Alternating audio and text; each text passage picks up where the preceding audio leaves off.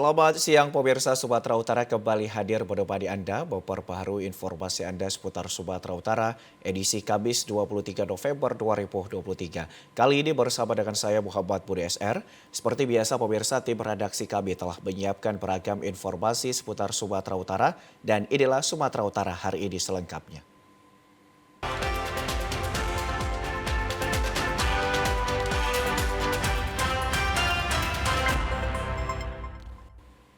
Pemirsa, pasca video viral terkait Jalan Sudirman Medan yang licin usai diperbaiki, Ombudsman Republik Indonesia perwakilan Sumatera Utara turun melakukan investigasi.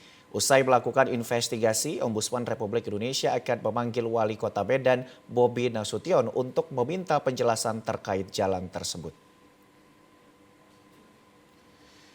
Ombudsman Republik Indonesia perwakilan Sumatera Utara turun melakukan investigasi terkait viralnya video yang memperlihatkan Jalan Sudirman Kota Medan yang baru saja dilakukan perbaikan oleh Pemko Medan menjadi licin. Sebelumnya beredar video viral terkait Jalan Sudirman yang sudah diperbaiki oleh Pemko Medan terlihat seperti keramik dan banyak pengendara sepeda motor yang terjatuh. Wali Kota Medan Bobi Nasution mengatakan jalan tersebut belum 100% selesai dan terjadi miskomunikasi antara pihak kepolisian dan Dinas Perhubungan terkait dibukanya akses Jalan Sudirman untuk pengendara umum. Investigasi ini langsung dilakukan oleh PLT Kepala Perwakilan Ombudsman Republik Indonesia Sumatera Utara, James Barihot Panggabean. Terlihat pada saat hujan yang mengguyur Kota Medan, James bersama tim Ombudsman Republik Indonesia menyelidiki setiap sudut jalan yang sudah diperbaiki.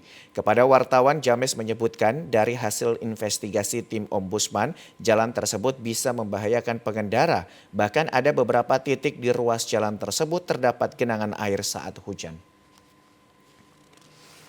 Kalau kita lihat pada kondisi lapangan saat ini jalan sudah ditutup memang. Nah, kita nggak tahu video yang viral saat itu apakah itu sedang uji coba atau memang sudah dapat diakses dan digunakan oleh masyarakat pada saat itu. Nah, saat ini ketika kami melakukan investigasi lapangan melihat di sekitar persimpangan 4 Jalan Sudirman ini, memang ada hal-hal yang perlu menjadi masukan yang nanti kami akan mengundang Pak Wali untuk menanyakan terkait perencanaannya dan sebenarnya bagaimana dari sisi proses perencanaan dan pada saat selesai ini bagaimana dapat digunakan oleh masyarakat. Pemirsa, kita beralih ke informasi lain. Harga cabai rawit dan cabai merah terus merangkak naik ke pasar tradisional Desa Ulumahuam, Kabupaten Labuan Batu Selatan. Kenaikan harga hingga 2 kali lipat dari harga normal. Sejak awal November 2023, harga cabai rawit terus mengalami kenaikan hingga mencapai Rp76.000 per kilogram. Kenaikan harga ini menyebabkan masyarakat semakin resah karena sebelum mengalami kenaikan harga cabai rawit hanya Rp30.000 per kilogram. Selain itu, harga cabai merah juga ikut mengalami kenaikan sebesar Rp60.000 dari harga normal Rp25.000 per kilogram. Kenaikan harga cabai disebabkan kurangnya ketersediaan cabai di pasar tradisional. Pedagang pasar tradisional Desa Ulumahuam, Ruslina Boru Tarigan mengatakan harga cabai hingga Januari tidak normal karena harga naik turun setiap hari disebabkan faktor cuaca. Salah seorang pembeli cabai, Rini Lestari, warga Pulung Rejo yang merupakan pedagang warung nasi mengharapkan agar harga cabai normal kembali karena berdampak kurangnya keuntungan rumah makan karena harga masih tetap tidak dapat dinaikkan. Naik semua. Untuk cabai, Bu? Cabai merah ya 2 kali lipat naiknya, cabai merah, cabai kecil pun begitu juga. Cabai merah berapa per kilonya, Bu? 60. Sebelumnya? Sebelumnya 25. Kalau cabai rawitnya, Bu? Cabai rawit ya dulu 30, sekarang udah 76. Ini naiknya sudah berapa lama? Udah sebulan dah. Sedangkan untuk harga sayuran masih relatif normal, belum tampak adanya kenaikan. Pemirsa, mahasiswa asal Sumatera Utara, ASN, yang kuliah di Denpasar, Bali ditemukan tewas di kamar kosnya dengan kondisi mengenaskan. Setelah tiba di Rumah Sakit Bayangkara Medan, keluarga korban minta pihak kepolisian agar mengusut tuntas kematian ASN yang banyak kejanggalan. Beginilah situasi di Rumah Sakit Bayangkara Kota Medan saat jenazah ASN mahasiswa asal Sumatera Utara yang tewas di kamar kosnya. Di Denpasar, Bali akan diberangkatkan ke kota Siborong-Borong, Kabupaten Tapanuli Utara. Isak tangis keluarga korban terlihat saat jasad ASN akan dimasukkan ke dalam mobil. Menurut informasi, jasad korban pertama kali ditemukan oleh rekannya yang berada di kamar kos di kawasan Kuta, Bali Selatan. Saat ditemukan, kondisi korban sangat mengenaskan, ditemukan luka lebam di sekujur tubuh. Saat di Rumah Sakit Bayangkara Medan, kakak korban Bonalisa Nababan mengatakan awalnya pihak keluarga mendapati informasi bahwa adik kandungnya sudah tewas di kamar kosnya. Pihak keluarga langsung berkoordinasi dengan kerabatnya di Bali untuk mengurus jenazah, namun saat akan diminta otopsi di Bali, pihak kepolisian diduga enggan memberikannya, malah meminta dikembalikan ke Sumatera Utara. Kakak korban berharap agar pihak kepolisian berterus terang akan kematian adik kandungnya yang sebentar lagi akan melaksanakan wisuda. Yang menangani kasus ini Kapolsek Kuta Selatan. Jadi sebenarnya adik saya itu masih kuliah dan harusnya wisuda. Adik saya itu harusnya wisuda bulan Desember ini. Hanya sedikit lagi yang perlu dikerjakan. Yang disebutkan pihak kampus sangat mudah, hanya sedikit lagi. Adik saya akan wisuda bulan 12 ini. Adik saya nggak pernah punya masalah, nggak pernah cerita ke kita. Adik saya punya masalah nggak. Jadi semua. Kak, ini korban diduga dibunuh, Kak? Iya, diduga dibunuh. Pemirsa, berikut kita ikuti berita orang hilang telah pergi meninggalkan rumah seorang wanita Parubaya bernama Magdalena Beru Sembiring, usia 69 tahun sejak 21 November 2023 sekitar pukul 6 waktu Indonesia bagian Barat. Magdalena sehari-hari bertempat tinggal di Jalan Pintu Air 4 Kuala Bekala, Medan. Saat meninggalkan rumah, ia berada di rumah saudaranya di Jalan Ngumban Surbakti, Bunga Sedap Malam, Kelurahan Medan Selayang. Pada 21 November lalu, sekitar pukul 6 pagi, saat dinyatakan hilang, Magdalena pergi mengenakan baju kaos berwarna biru, bercorak putih, dan mengenakan syal di lehernya. Adapun ciri fisik yang dimilikinya yakni memiliki tinggi badan lebih kurang 157 cm, berkulit sawo mateng, rambut hitam bergelombang serta memiliki tahi lalat di dahi kanan dan memiliki alis tebal.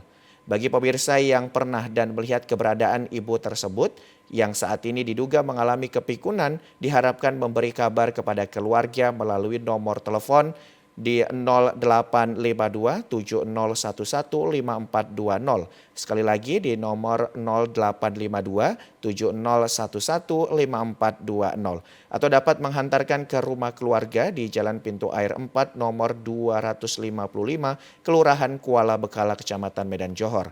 Atau dapat memberi info ke TVRI Sumatera Utara, Jalan Putri Hijau, Medan melalui saudara Keriawan Sembiring. Pemirsa, diduga akibat arus pendek, 2 rumah di Medan Labuhan ludes terbakar. Tidak ada korban jiwa namun kerugian ditaksir mencapai ratusan juta rupiah.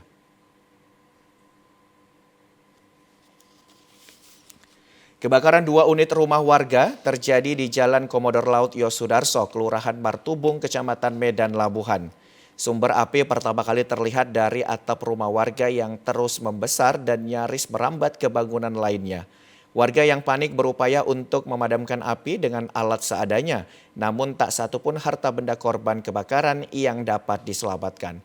Api berhasil dipadamkan 1 jam kemudian setelah 3 unit mobil pemadam kebakaran dari Pemkot Medan diturunkan ke lokasi.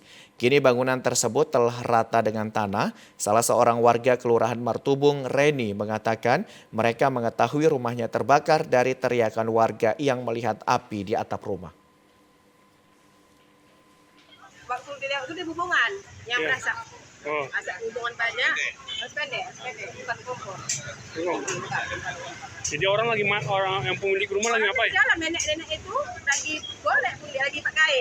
Oh iya. Lagi pakai neneknya, karena yang punya rumah itu makan. Iya. Ya kan? Jadi yang nampak tadi karena banyak kali hubungan dibilangnya masuk ke pihak suaminya, bilang katanya. Enggak tahu orang itu masuk orang yang lewat tadi. Rumah masak boleh. Di dalam banyak. Banyak orangnya. Dikasih tahu yang lewat tadi lah. Saat ini Polsek Medan Labuhan Tengah melakukan penyelidikan dengan memasang garis polisi di lokasi kebakaran. Pemirsa, berikut kita ikuti pilihan rakyat.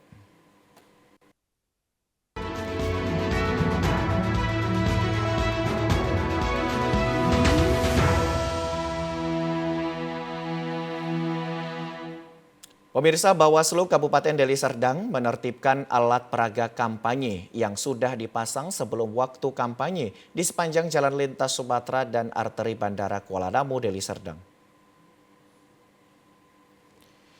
Tim gabungan Bawaslu Kabupaten Deli Serdang bersama KPUD, Satpol PP, dan TNI Polri membersihkan APK yang sudah terpasang sebelum waktu kampanye. Tanda gambar caleg dan gambar partai yang sudah terpasang di pinggir jalan langsung dicopot Satpol PP. Jenis APK yang ditertibkan merujuk pada PKPU nomor 15 tentang kampanye, sementara untuk alat peraga sosialisasi tidak ditertibkan. Tahapan waktu kampanye dimulai pada tanggal 28 November 2023 sampai 10 Februari 2024. Komisioner Bawaslu Bidang Koordinator Divisi Hukum dan Penyelesaian Sengketa Zulkifli Lumban Gaul mengatakan penertiban APK ini dilakukan karena belum waktunya panitia maupun caleg untuk kampanye. Masuk masa kampanye ini kan kekhawatiran kita banyak APK nanti yang tidak sesuai dengan format apa yang ditentukan oleh KPU dan jumlahnya juga kan nanti kan KPU menentukan titik-titiknya. Itu kenapa kita tertibkan APK pada hari ini. Dan begitu juga kalau untuk sisi dari tata ruang, keindahan tata kota itu kita serahkan ke pihak Pemda untuk menertibkan dari Perda. Karena sampai saat ini kita lihat masih banyak juga. Itulah kenapa hari ini kita lakukan giat ini. Diharapkan seluruh peserta pemilu dan partai politik dapat mengikuti aturan kampanye agar nantinya pemilihan umum dapat berjalan aman, lancar, dan damai. Pemirsa, Komisi Pemilihan Umum Kabupaten Labuhan Batu Utara menggelar acara sosialisasi dana kampanye dan pengenalan aplikasi Sistem Informasi Dana Kampanye Pemilu 2024 bagi partai politik di kabupaten. Acara ini diikuti seluruh operator dari parpol peserta pemilu.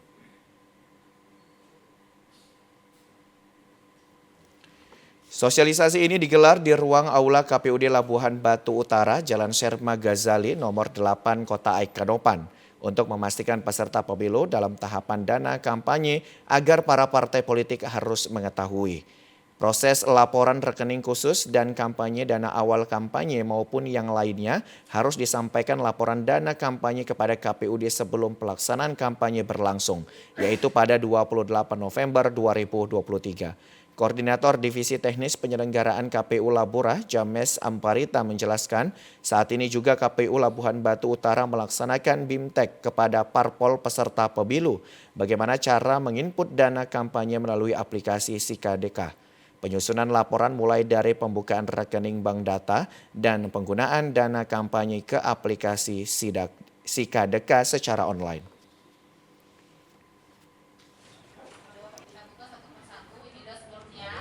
Memastikan kepada seluruh peserta pemilu dalam proses tahapan dana kampanye ini tahu apa yang akan dipersiapkan untuk pelaporan rekening khusus dana kampanye, laporan awal dana kampanye, dan seterusnya. Nah, kami tadi sudah menyampaikan bagaimana mekanisme dalam hal penyusunan laporan dana kampanye, mulai dari pembukaan rekening khusus dana kampanye sampai pada LPPDK. Laporan penggunaan pengeluaran dana kampanye. Nah, saat ini juga kita melakukan sosialisasi penggunaan aplikasi Sistem Informasi Kampanye dan Dana Kampanye atau SIKADK. Jadi nanti seluruh peserta pemilu itu akan menginput ke SIKADK seluruh program kampanye dan juga nanti menginput seluruh laporan dana kampanyenya pada aplikasi SIKADK ini begitu. Aplikasi SIKADK juga memudahkan partai politik dalam melakukan pelaporan dana kampanye sampai pada proses audit nantinya. Dari Labuhan Batu Utara, kontributor TVRI Sumatera Utara Surya Darpa melaporkan.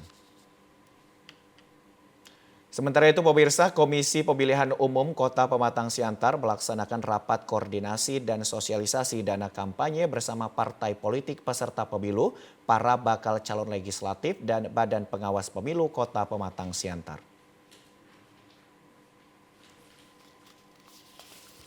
Rapat koordinasi ini dilaksanakan untuk mensosialisasikan lokasi dan tata cara pemasangan alat peraga berkampanye atau APK, serta besaran jumlah dana kampanye bagi masing-masing partai politik dalam pelaksanaan pemilu tahun 2024. Rapat koordinasi ini dilaksanakan untuk menjalankan keputusan Komisi Pemilihan Umum KPU Kota Pematang Siantar nomor 3 tahun 2023 tentang penetapan lokasi pemasangan alat peraga kampanye dan tempat pelaksanaan rapat umum di wilayah Kota Pematang Siantar dalam pemilihan umum tahun 2024. Ketua KPU Kota Pematang Siantar Muhammad Isman Huta Barat mengatakan rapat koordinasi ini membahas terkait ketentuan pasal 16 dan pasal 46 Peraturan KPU nomor 15 tahun 2023 tentang kampanye pemilihan umum, sebagaimana telah diubah dengan keputusan KPU nomor 20 tahun 2023 tentang kampanye pemilihan umum. Ketua KPU Kota Pematang Siantar Muhammad Isman Huta Barat berharap dengan dilaksanakannya rapat koordinasi dan sosialisasi ini, partai politik peserta pemilu dan para bacalek dapat memahami tata cara pemasangan alat peraga kampanye agar pelanggaran dan kecurangan pada pemilu 2024 dapat dihindari.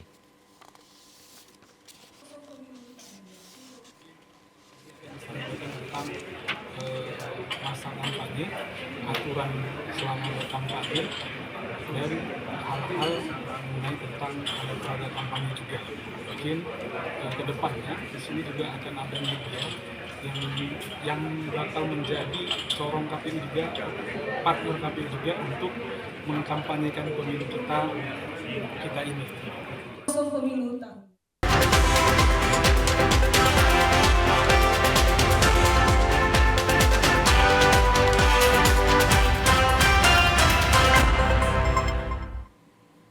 Pemirsa, sebanyak 40 orang peserta didik di Lembaga Kursus dan Pelatihan IFO bidang tata rias pengantin tahun 2023 menyelesaikan masa pendidikan selama 3 bulan dengan waktu pembelajaran 275 jam lamanya tanpa dipungut biaya.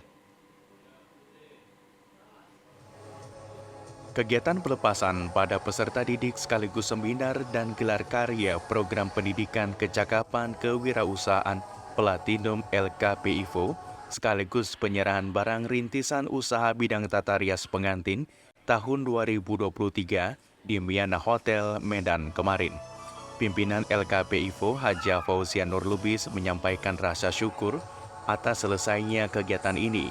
Pihaknya semaksimal mungkin berupaya agar peserta didik yang sudah diberikan pembelajaran dapat membuka rintisan usaha dan berwirausaha sendiri dengan membuka usaha di bidang tata rias pengantin. Jika ada masyarakat yang ingin belajar di LKP IFO, pihaknya membuka pintu lebar, baik belajar reguler maupun ikut program dari pemerintah. Dan jika lulus, peserta didik bisa mandiri dan sukses sehingga dapat membuka lapangan usaha sendiri. Saya sebagai pimpinan terus berusaha semaksimal mungkin sehingga peserta didik yang sudah kita berikan pembelajaran mereka dapat membuka rintisan usaha dan mereka bisa berwirausaha sendiri sehingga mereka menjadi anak-anak yang memang mampu berdiri di atas kakinya untuk membuka usaha di bidang tata rias pengantin. Acara diwarnai penampilan 10 orang best penata rias dari 40 peserta didik dengan menampilkan para model mengenakan busana pengantin, bazar dan seminar dengan narasumber mua terkenal di Medan, Hadapi Lubis.